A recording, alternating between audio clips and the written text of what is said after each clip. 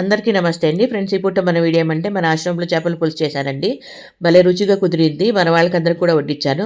చేపల పులుసు ఏ విధంగా ఉంది అనేది వాళ్ళ మాటల్లో డైరెక్ట్గా విందురు అన్నట్లుగా ఈ వీడియో మీ ముందుకు తీసుకొచ్చానబ్బా. ఇంకా ఇది ఏ విధంగా చేశాను అనేది స్క్రీన్ మీద లింక్ ఇస్తాను. మీరు చూడాలనుకుంటే ఆ లింక్ టచ్ చేస్తే వీడియోలోకి వెళ్తారనమాట. మీ విలువైన సమయానికి కేటాయించి ఆ వీడియో కూడా వచ్చేస్తే చాలా సంతోషము. ఇప్పుడు ఆలస్యం చేయకుండా మన వాళ్ళకందరికీ వడ్డిచ్చేసి వాళ్ళు ఏమన్నారు అనేది వాళ్ళ మాటలు వినేద్దాం. ఓకేనా?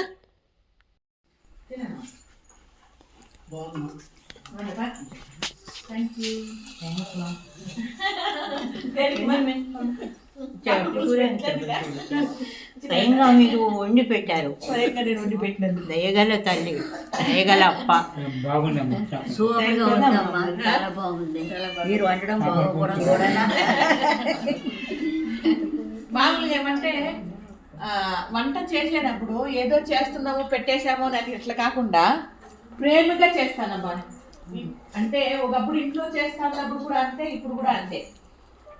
నాకేమంటే వంట చేసేటప్పుడు ఆ వంట 10 మంది తిని బాగుంది అంటేనే నాకు తృప్తి.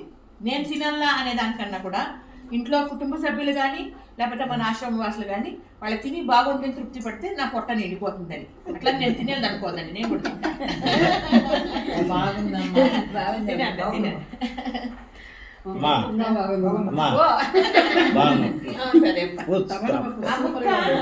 పులుసులో అద్దుకొని తినండి, బాగుంటుంది.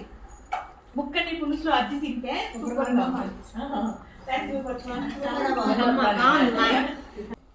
బాగుందరా? చాలా సూపర్ ఉంది, చాలా బాగుంది. అందరికీ థ్యాంక్ యూ. మీకు థ్యాంక్స్ మా వంటలు